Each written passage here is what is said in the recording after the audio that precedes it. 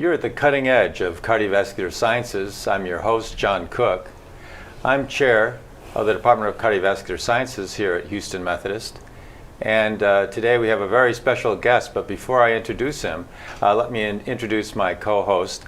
Dr. Li Lai is a junior faculty member here in the Department of Cardiovascular Sciences, and she has a special interest in the talk that we're going to hear tonight from Dr. Johannes Holfeld. Johannes, welcome. Hello, great to see you. It's a real pleasure to have you on the show tonight. Dr. Holfeld is an associate professor in cardiac surgery at Innsbruck Medical University in Innsbruck, Austria. And there he's founded a cardiac regeneration research group. His training began at Medical University of Vienna, where he was a research fellow, and he graduated there from the Medical University of Vienna, and then subsequently went to Houston, the Cell Signaling Center at the Brown Foundation Institute of Molecular Medicine at the University of Texas. There his supervisor was Nobel laureate Fred Murad. You know, we had Fred on the show a few months ago. Really? Yes, I missed it. We had him on the show. I have to look at it. Well, I think he'd be interested in what you've done since you left his laboratory. This is very interesting what we're going to hear tonight about the shockwave therapy for myocardial regeneration. And you've translated those experimental mechanisms, that preclinical work, that intriguing work where you've demonstrated regenerative properties of shockwave therapy. You're now doing a clinical trial in Austria. So we're very excited to hear about what you've done. You've actually taken this idea all the way to the clinic. So welcome, Johannes, from midnight in Austria. Much appreciated for you joining us on the show. Thank you. It's not only a great joy, but also I feel very honored to be with you tonight. You know, we're very interested in your initial publications on this effect of the shockwave therapy on myocardial regeneration, because the mechanism appears, you've shown that the mechanism appears to be related to inflammatory signaling, something that we're quite interested in. It's so important in regeneration, isn't it, the inflammatory signaling? Yes, it's maybe the most important mechanism of regeneration. You are the one who called it transflammation, because transdifferentiation of cells is also involved. And we even had the idea to then call our shockwave therapy mechanoclamation. I will tell you why a little later on, but inflammation is definitely a central mechanism. Yeah. And you know, what's interesting about it is that cells can sense damage through these damage-associated molecular patterns. They can sense pathogen-associated molecular patterns through their pattern recognition receptors. All cells have this capacity to understand that they're in the midst of a challenge. And in response to that, we have found that the inflammatory signaling basically allows the cell to open up its chromatin, so it can pull out what it needs from its genetic toolbox to survive or adapt. And I think you're activating that pathway. Yes, that's true. I mean, somehow I think it's not that surprising that cells react to physical stimuli. I think that's what they do all the time while being within their environment. But what we haven't known before is that this directly has an effect to the chromatin regions that are accessible. And this may be the clue for getting endothelial genes accessible, and therefore making, for example, cardiac fibroblasts able to get induced endothelial cells. Mm-hmm. Great. Well, I know you prepared a very nice presentation for us tonight, so I think without further ado, we'll let you get to it. We may have some questions as we go along, but please, Johannes, why don't you go ahead and start with your presentation. Thank you. Okay, I will share my slides now, and I'm of course looking forward to your questions whenever they pop up. So the title is Shockwave Therapy of the Ischemic Heart. Shockwave therapy really is a niche, but I'm happy to introduce it to you today. I mean, ischemic heart failure is what I personally specialize on in my clinical everyday practice, but also in my research. We know that patients suffering from ischemic heart failure have a very reduced quality of life and less capability to lead their everyday life. And this is because of post-myocardial infarction remodeling. Often myocardial infarction, there is an infarction scar that occurs, and we do not claim to really influence this scar, but most importantly, in the border zone of this scar, there is the so-called hibernating myocardium. And this is the region which I think we can positively influence by our regenerative methods. And one of it is shockwave therapy. If you look at those MRI pictures of a patient with ischemic heart failure, you see that the left ventricular myocardium is already very thinning. And what we also see is that the mortality of heart failure is as high as in most cancer patients.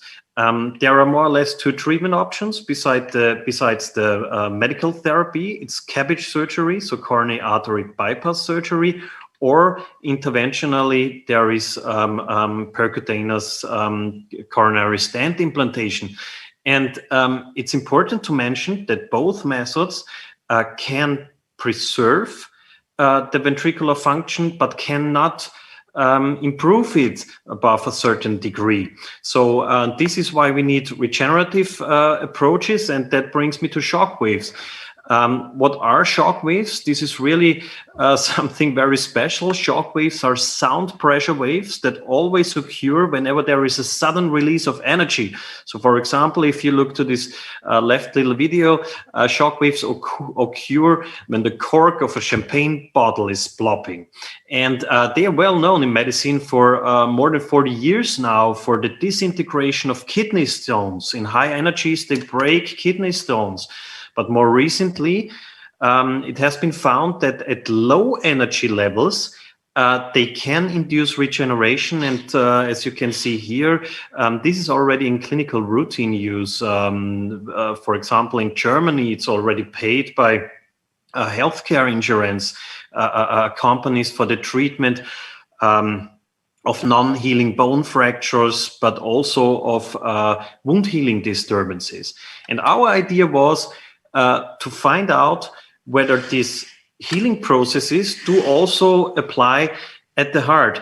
And what we found is that shockwaves indeed induce angiogenesis. So we found when treating ischemic myocardium, we found that pivotal angiogenic growth factors have significantly been upregulated. We have found that endothelial cells proliferate.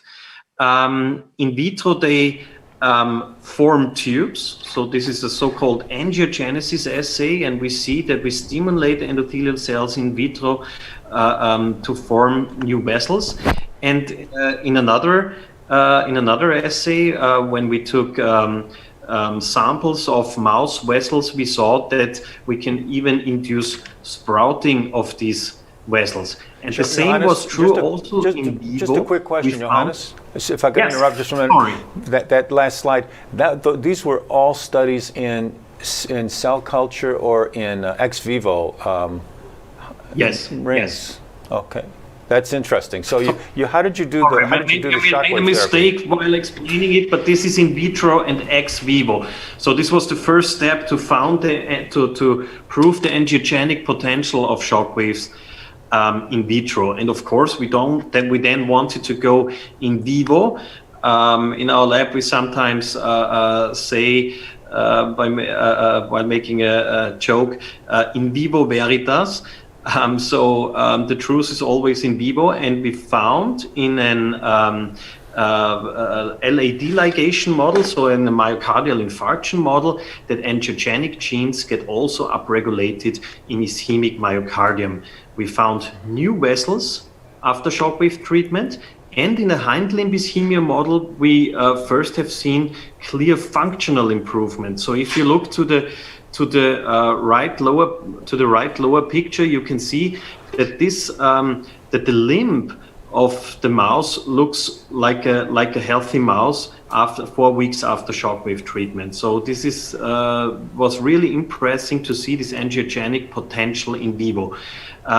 This was when we went on with further myocardial infarction trials, and we first proved it in acute myocardial ischemia. So that means we performed an ligation model of a coronary vessel and treated with shockwaves immediately thereafter.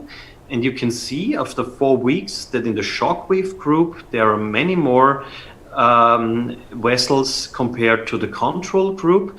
We can see less amount of fibrosis, which results in less scar formation, and finally, of course, in a functional improvement. So this was when we for the first time have seen an improvement of the left ventricular ejection fraction after shockwave treatment. And more important to us in the clinical setting than the acute ischemia is chronic ischemia. And therefore we went into a chronic heart failure model, performed LAD ligation, waited for 3 weeks, applied shockwaves then, and found the same result. So upregulation of angiogenic genes even in the chronic setting, new vessel formation in this chronic setting, and even in this chronic setting we saw less amount of fibrosis and functional improvement by means of an increased left ventricular ejection fraction. How long are you So this was really amazing, but up until then we only had seen effects. We wanted to go further and distinguished whether not only angiogenesis, which means sprouting of new vessels from existing ones, but also vascular genesis, which means the de novo formation of vessels from endothelial progenitor cells is involved. And that was when we performed another hind limb ischemia model and take a closer look to chemokines, which are main recruitment and homing factors for endothelial progenitor cells. We found that especially SDF1, stromal cell-derived factor 1, and its receptor CXCR4 were highly upregulated, and we found higher numbers of endothelial progenitors circulating in the peripheral blood. This was a first hint. We also saw functional improvement in this model, of course, but this was only a first hint. Then we wanted to know, can endothelial progenitors really be recruited to the ischemic myocardium via shockwave therapy? And therefore, you know, when you do like stem cell trials, when you inject cells or inject whatsoever, you can before mark those cells. But if we want to recruit want to see the endogenous cells that had been recruited, we have to use more sophisticated models. So we did a bone marrow transplantation from green fluorescent mice to wild type mice, then performed an myocardial infarction, waited for another 3 weeks to have it in the chronic setting, and then applied shockwaves. And if we find green cells then in the myocardium, we know they must have been recruited from the bone marrow. Johannes, can I stop you there for just a moment? May I stop you there? Yes. Lily and I have a question for you. Go ahead, Lily. So Okay. I just wanted to clarify how you did this therapy. Is it the shockwave therapy? Is this just acute therapy, or you apply this constantly along the revascularization? So how many times? Good for question. how long? What's the device? How do you apply it? A little bit more about that would be interesting. Yes, good. Yes, very important question. I should have explained that before. So the device, we will see pictures of it later on, but the device mainly consists of an applicator which is connected to a tabletop device, but the most important thing is the applicator, and the applicator looks a little bit like, I would say, an ultrasound applicator. We connect it directly to the heart We need for proper connection, we need ultrasound gel, because the ambient air would absorb the waves, and we really want the waves to propagate into the tissue. And we apply the applicator directly to the infarcted myocardium. This takes only a few minutes, and it's really, and that's the amazing thing about it, it's really a single stimulus. A single stimulus that gets the whole cascade of regeneration rolling, and then leads to this stable result. I would say it's a little bit like wound healing. So you stimulate, like when you stimulate a wound to better or to further heal. And when wound healing is completed, the wound, of course, is closed. So we have a stable long-term effect after only one single application of those waves. Thank you. And and those waves are really interesting, because they have a certain pressure profile.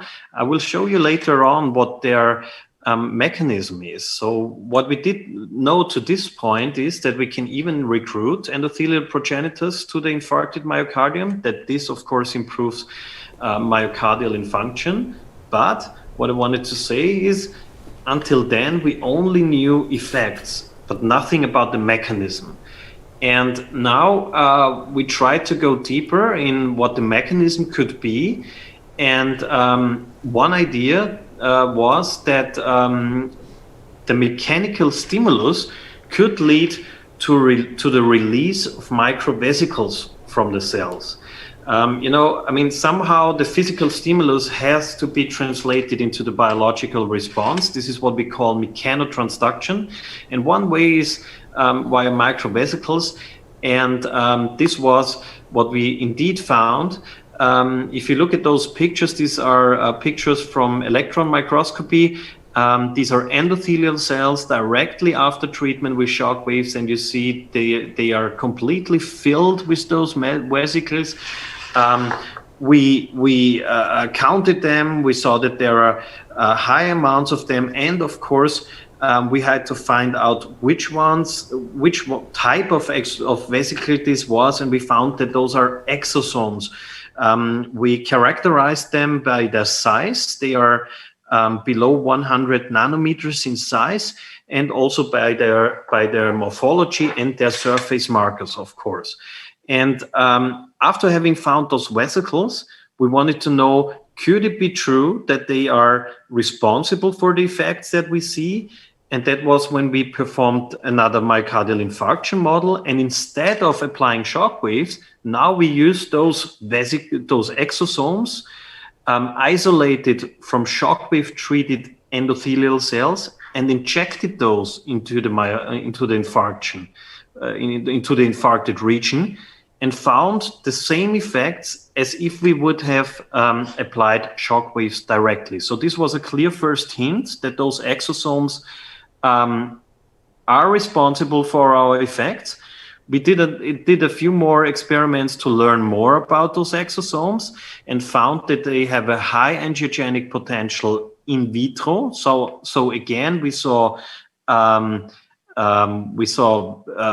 tube formation, vessel-like effects when adding those exosomes to endothelial cells. And we saw that if we use an exosome inhibitor with our cells before applying shock waves, an exosome release inhibitor, which is a pharmacological treatment, then the effect was almost completely abolished. So it obviously those exosomes really were responsible for the angiogenic effect in vitro. Again, we wanted to translate it to an in vivo model. This time we used a matrical plaque model in which we injected those exosomes from shockwave treated endothelial cells subcutaneously in mice, and found a lot of angiogenic response, a lot of new vessel formation, a lot of not only capillaries but also arterioles. That means with a smooth muscle layer. And furthermore, we wanted to know if this works in the infarction as well, and injected those exosomes to the myocardial infarction model and found the same effects again, found markedly improvement of the left ventricular ejection fraction. So those exosomes really proved to be responsible for our shockwave effect. And now, of course, the question remains, what is within those exosomes that can be responsible to induce this angiogenic cascade? And in order to further learn about the cargo of those exosomes, we performed an microRNA array and found, you can see it in purple, found a lot of microRNAs that are upregulated or that are in a high amount in those exosomes from shockwave treated cells. And within those, the microRNA 19A3P was the one that proved to be, from literature, that proved to be very angiogenic. And we took this, injected it into a myocardial infarction again, and found the same effects as if we would have injected the exosomes, or almost the same effect. So at least to this point, we think that this single microRNA plays an important role in our treatment, but we don't, at this point, don't know how. So still this microRNA has to go somewhere, has to have any effector. And this is where now finally the concept of mechanoflammation comes in. So John, you said in the beginning that inflammation, of course, is very important in regeneration. And while thinking about how microRNAs or endogenous RNA in general can induce any effect that is important for us, we found toll-like receptor 3. You did a lot of work on toll-like receptor 3. We know that this receptor is responsible for sensing viral RNA. It's a physiologic mechanism to sense viruses in our organism, but it can also sense endogenous RNA. And this is what happens after shockwave therapy. So when we treat cells with shockwaves, we see a lot of RNA in the supernatant thereafter. And most importantly, when treating toll-like receptor reporter cells, we see that toll-like receptor 3 gets highly activated. And if we take the supernatant of treated cells and put the supernatant onto toll-like receptor reporter cells, we see that they get activated as much as if we would have treated them directly. So obviously there is the release of something from the cells that directly then stimulates toll-like receptor 3. That was when we got toll-like receptor 3 knockout mice, and we again performed our hind limb ischemia model. We performed it in wild types and in toll-like receptor 3 knockout mice, and found that in the toll-like receptor 3 knockout mice, the shockwave effect was almost completely abolished. So this was when we learned that the shockwave effect is completely toll-like receptor 3 dependent. We wanted to know more about the signaling, about the signaling pathways, and further investigated the downstream genes, and found out that one single pathway of toll-like receptor 3 is responsible and no other pathways. I think I don't have to go too much into detail at this slide, but what I wanted to show you is that we could really prove the signaling of toll-like receptor 3.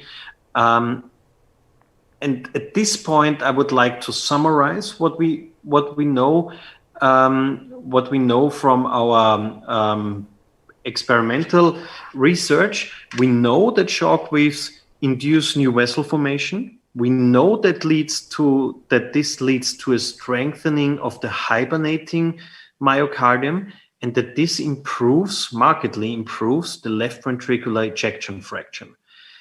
We propose that the mechanism of this is the mechanical stimulation that leads to exosome release, and those exosomes or their cargo, maybe certain microRNAs, stimulate Toll-like receptor 3, which then leads to what we all know, interleukin-6, for example, interleukin-6 upregulation, and thereby the regenerative inflammatory effects.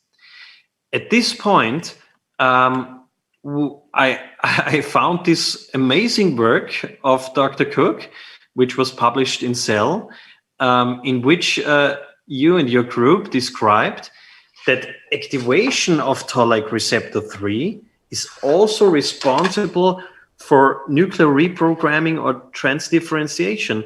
And when having found this, I of course wanted to know if that is true for shockwave therapy as well. And that was when we somehow repeated your experiments, or repeated what you described in this paper. And in the first step saw, when using cardiac fibroblasts, that shockwaves indeed activate Toll-like receptor 3 in cardiac fibroblasts. And of course, we found a lot of its downstream genes regulated, and the main readout gene that we chose, IL-6. The same was true for transdifferentiation even. So when we treated those cardiac fibroblasts with shockwaves, and then analyzed endothelial markers, we found that a certain amount of those fibroblasts showed endothelial markers on their surface, so they were induced endothelial cells then.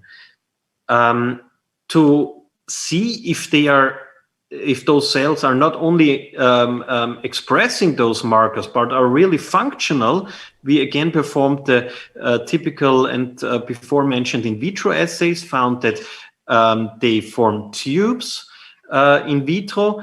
And of course, again, we wanted to know if they are also functional in vivo. So in this case, we sorted them and then injected them into mice subcutaneously, and again found in those plaques with induced endothelial cells from shockwave-treated fibroblasts that there is a lot of new vessel formation.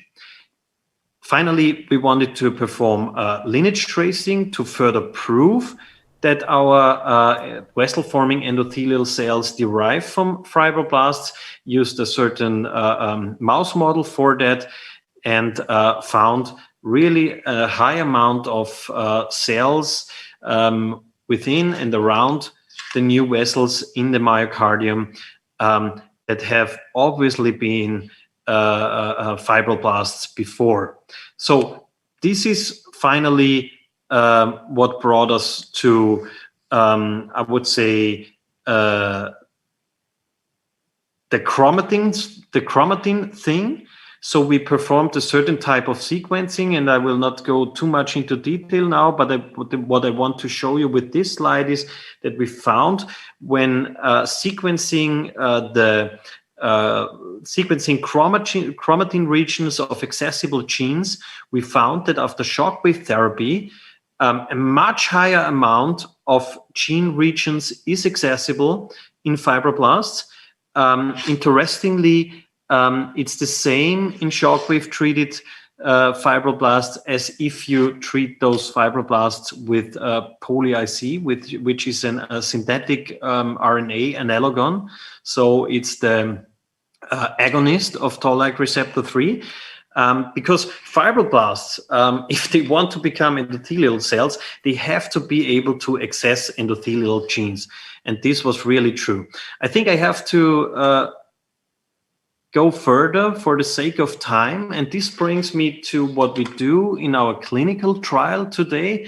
After having found all those effects and mechanistic insights in our experiments, what I haven't put on slides, but I can tell you, is that we performed also a couple of large animal experiments, so in pigs and also in sheep, before being able and getting the permission from our ethics committee to perform this in a clinical trial. After having successfully completed a safety and feasibility pilot in 10 patients, we've been able to start the currently ongoing prospective randomized clinical trial, which we call the CAST-HF trial. CAST means cardiac shockwave therapy, HF in heart failure patients. And this is a randomized controlled clinical trial, which wants to have a look on the improvement of left ventricular ejection fraction in patients suffering from and reduced ejection fraction of below or equal 40% in the need of undergoing coronary bypass surgery. We know that the effect of bypass surgery alone is only about 4%. So that's what I told you in the beginning. Bypass surgery or PCI does only more or less preserve, but cannot improve ejection fraction. Today, and this is now the first picture where you can see our applicator in my hand, and the trial is powered for including 80 patients in total. We randomized them in a 1-to-1 fashion into the treatment and the control group. Only last week we have completed the 50th patient. And the study is monocentric only in Innsbruck. We will perform an inter-IMS analysis after the follow-up of our 40th patient. And what we include are patients that have a reduced ejection fraction because of ischemic cardiomyopathy. They have defined regional wall motion abnormalities, and they need to undergo bypass surgery. The control group receives state-of-the-art care, which is bypass surgery only, and the treatment group receives bypass surgery plus shockwave therapy thereafter. Our primary endpoint, of course, is the improvement of the left ventricular ejection fraction, and also, which is most important, safety of our medical product. And of course, there are many, many secondary endpoints. Today, if you look at this enrollment, we have assessed almost 70 patients, had to exclude some due to different reasons, and have finally randomized 50 patients today, and are on a good way to get our inter-IMS results, I would say by end of this summer. So in a couple of months, and I'm quite excited about this.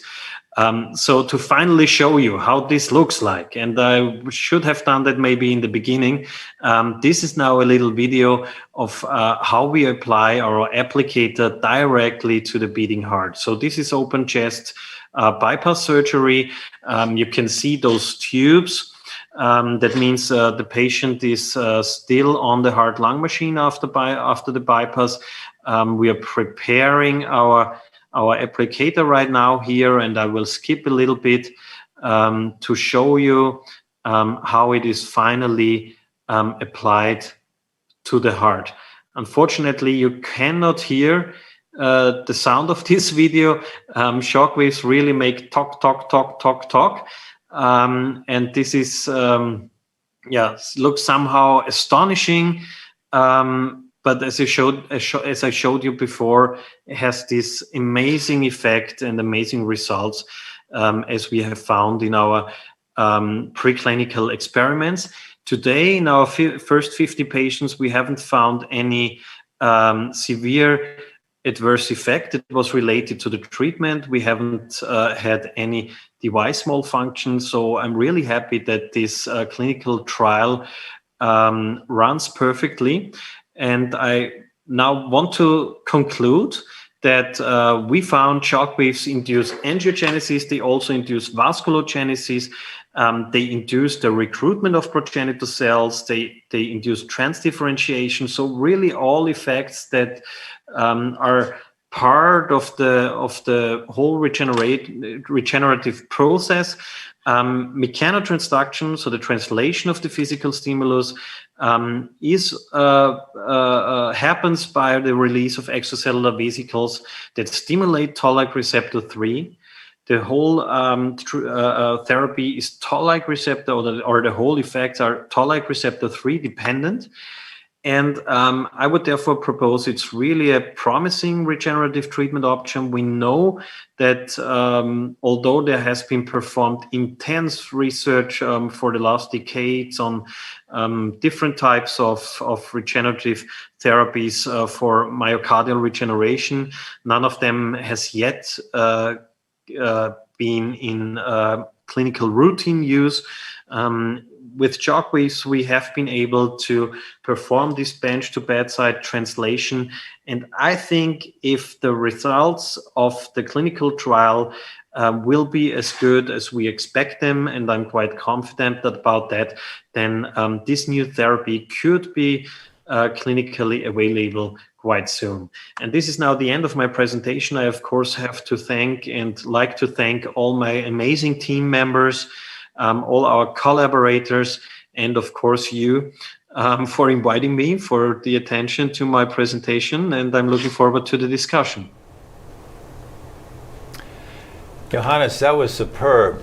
What is most impressive to me is the fact that you're a cardiac surgeon who is taking a device and understanding the mechanism of it, really at the cellular level, all the way through the translational level in animal studies, and now into patients. I mean, you've spanned the entire gamut of medical research, going from molecule to man. And this, as you know, this is the DEBAKEY Cardiovascular Education Studio. It's named after DEBAKEY, who was a spectacular surgeon who was also very innovative and pushed the envelope as you are. I am hoping that your study is going to be positive. 3 months from now, I'll be waiting the results of that. We all will, with bated breath. But regardless, I think that you've shown us you're a very nice example of what it takes to go all the way from molecule to man, and just congratulations on that spectacular work. I'm sure there's going to be questions. Before Lily has some questions for you, but before we start, just for the folks at home, you can join us by text. If you have a question, text DEBAKEY to 37607, and then text in your message. Or you can join us by web.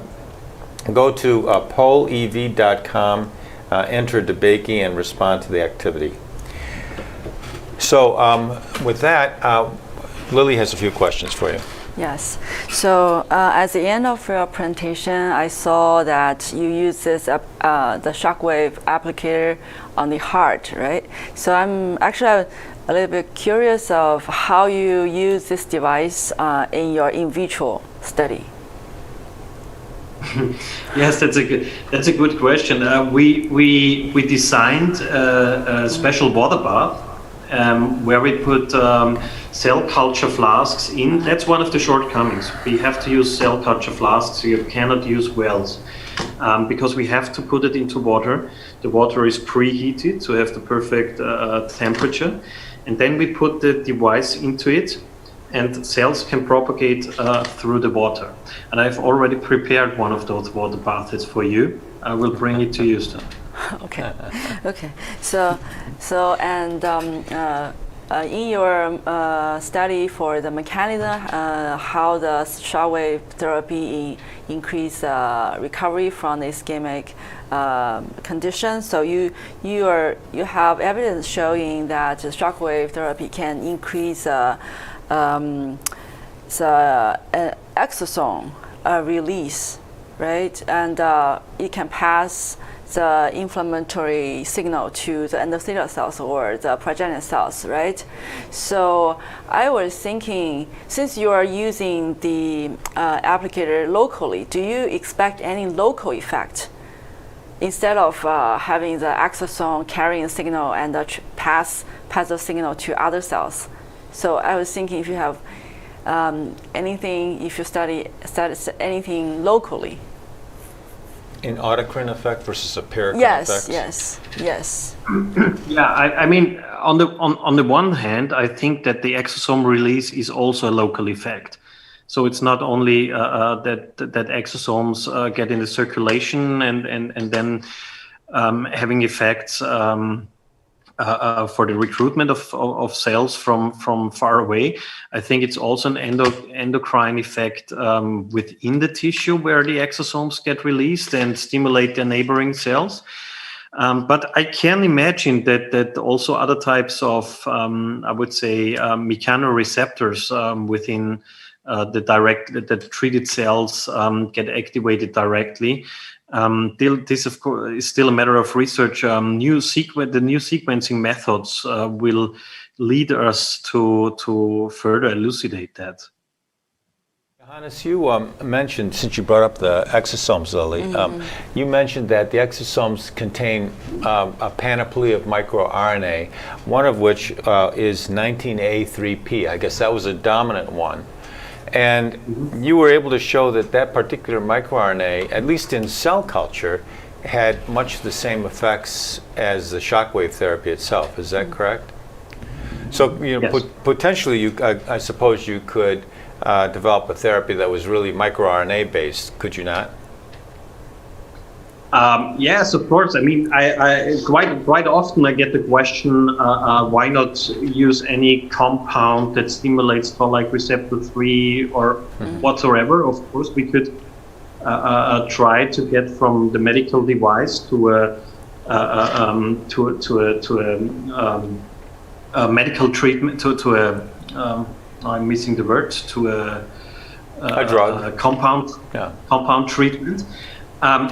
But this would act systemically, depending on how you apply it. I mean, in injecting that to the heart would be a challenge. And I mean, we know that from stem cell and gene trials, the administration is critical and not that easy. And I think that's one of the strengths of shockwave therapy, that we can treat locally and not have any systemic effect or not a systemic adverse effect. And although we are, I as a cardiac surgeon, are applying it directly to the heart during open heart surgery, I can imagine that we will further advance this therapy to get it minimally invasive in the hands of our cardiologist colleagues. I have thanks, Johannes, for that. I have another question about that microRNA. Do you know what the target is of 19A3P? You mentioned that there's activation of TLR3, but is TLR3 or inflammatory pathways modulated by 19A3P, that microRNA that you mentioned? To be honest, I don't know. I don't know it by heart right now. What is described for 19A3P? As far as I remember, I think the direct stimulation of toll-like receptor 3 was not described before for this microRNA. So, I think some people listening to this might be like, seems counterintuitive to induce an injury to a heart that's already injured, right? I mean, the heart has been injured by ischemia, by poor blood flow. You're undergoing this bypass surgery, and you're going to add another injury to it, right? I mean, it's a little bit counterintuitive, but then I remember, for wound healing, we have this device, the wound vac, right, which applies a mechanical force to non-healing wounds. And it works. It gets them to heal. I'm not sure if anyone knows the mechanism. Perhaps you have some thoughts about the mechanism by which mechanical stimulation of a wound can cause healing. Do you have any thoughts about that? No, I don't have an idea about the mechanism of the back system, and I also don't know if it is described. But I think that mechanical stimulation is not always damage only. So I wouldn't call this that we cause a second damage to the already damaged heart. We cause a mechanical stimulation. That's true. I mean, and we looked very much into detail whether we harm cells. This was, of course, extremely important on our way to translation. So we found no apoptosis after shockwave therapy. We found in electron microscopy not any type of injury of directly treated cells. We found in the electron microscopy which was performed by an independent pathologist, not any sign of damage to the treated myocardium. So I wouldn't call it an injury. Mechanic stimulation is not always an injury, such as if you train your skeletal muscles. I wouldn't think that they get injured and thereby grow. They get mechanically stimulated. That's a good response. Lily, did you have another question? Well, she's thinking of her next question. Just on that topic, you just mentioned all of the safety studies you did, safety and toxicity studies you did. I imagine that you were required to produce those data before you could perform this clinical trial. Tell us a little bit about the safety and toxicity studies that you performed before you started. Did you do some large animal studies, for example, with the device before you started the clinical trial? Yes, there are some certain aspects that gave us the opportunity to really translate that. I mean, one fact is that shockwaves are in clinical routine use in other indications. So, for example, for wound healing, that was really important because and they have also been used for lithotripsy. So this was really important because we have, although we only had started, we had experience in millions of patients for more than 40 years. So we knew that there are no relevant and no long-term side effects of shockwaves in other tissues. This was one important prerequisite. Then we, of course, did all those experiments that showed that we do not cause harm, neither to cells nor to myocardial tissue. And there it was important to mimic the clinical setting. So when treating the large animals, for example, we had them fully anticoagulated, because one of the ideas was maybe we cause hematoma formation within the myocardium by this physical stimulus. And luckily, it wasn't the case. And also one important aspect that was brought up by our Austrian authority that is responsible for approval of such new therapies was maybe these shockwaves could cause arrhythmia.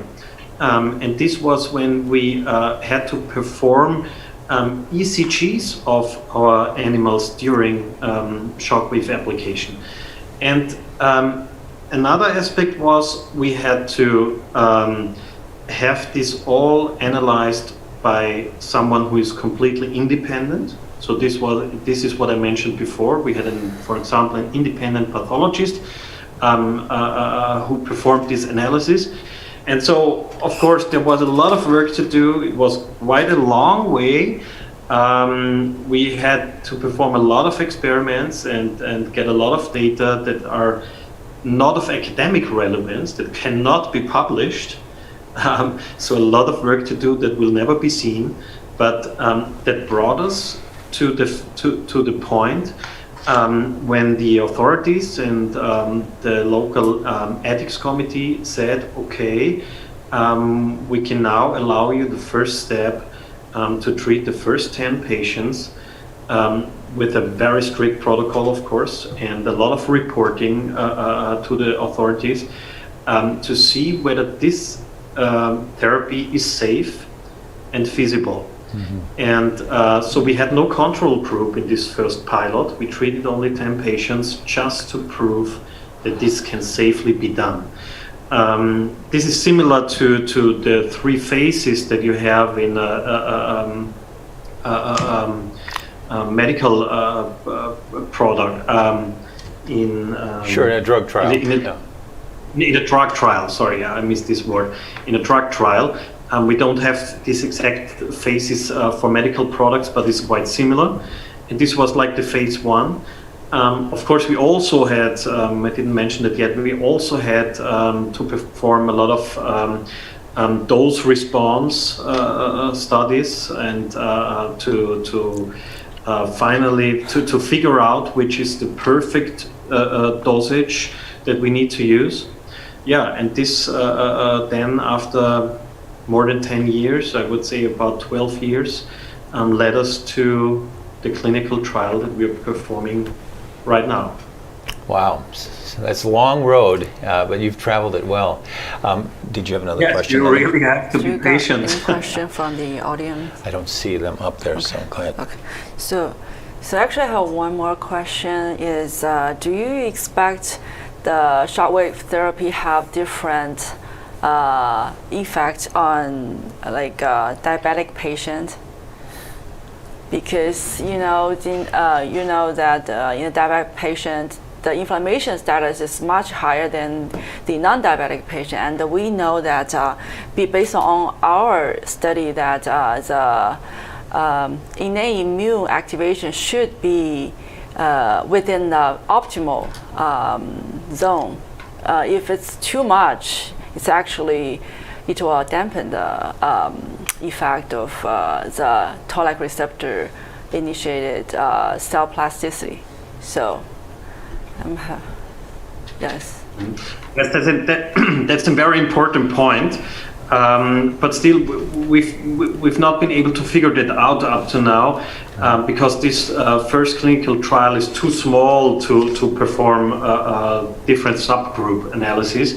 But this will be very important to find out in a later trial that we hope to conduct after this one, which will be a much larger multi-center trial. And then we, of course, have to differentiate whether diabetic patients react differently. Right. So I think that's a... Sorry, I just want to add something. But what I know from shockwave treatment in other indications is that, for example, for bone healing and wound healing, there has no difference in diabetic patients' PC. Okay.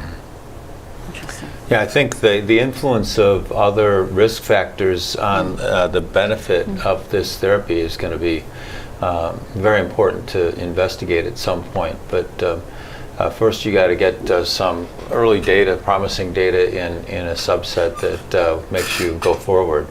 So, do you have any exclusion in your study for diabetic patients or other patients that you're excluding from the treatment in this trial? We don't exclude diabetic patients, but we of course have a lot of exclusion criteria. One of the main may be ventricular thrombus, because we want to make sure not to release this thrombus. Another one is cancer. We don't know if there could be any negative effect for cancer patients, especially if cancer would be in the focus, which is usually not the case in the heart. And then we of course exclude patients who need more than bypass surgery, because an additional surgery on the heart valves would also change hemodynamics of the heart significantly. We exclude patients, of course, who are not able to sign their informed consent. We exclude women with childbearing potential just for safety reasons, and some more. Okay. You know, the other thing to look at in your study is age. We have some evidence, we've been working on the effect of age on the ability of cells to sense mechanical stimuli. And that changes with age, the ability of aged endothelial really? cells. Does it get stronger or worse? The effect is disturbed, let's say. The aged cells respond differently to mechanical stresses. We're particularly interested in the effects of flow on endothelial cells. That tractive force of fluid flow on endothelial cells is something endothelial cells enjoy. They like to have some flow across their surface, and it causes the release of nitric oxide and other vasoprotective substances from the endothelium. That response is disturbed with aging in aged cells. The interesting thing is that the innate immune system, of course, changes with age. Mm-hmm. So it gets more active for example, toll-like receptors get upregulated with age. We found that for toll-like receptor 3. So therefore, I can imagine that the response of therapies that act via these receptors can be different in age. Well, this was just fascinating, Johannes. Thank you so much for joining us tonight. I know it's late there in Austria, 1 in the morning. Thank you for the invitation. It really was a pleasure to me. Yeah, and thanks again, and we look forward to seeing you in Houston, and best of luck with your study. Yes, great. See you there in 2 weeks. Thanks so much for joining us at the cutting edge of cardiovascular sciences. Good night now.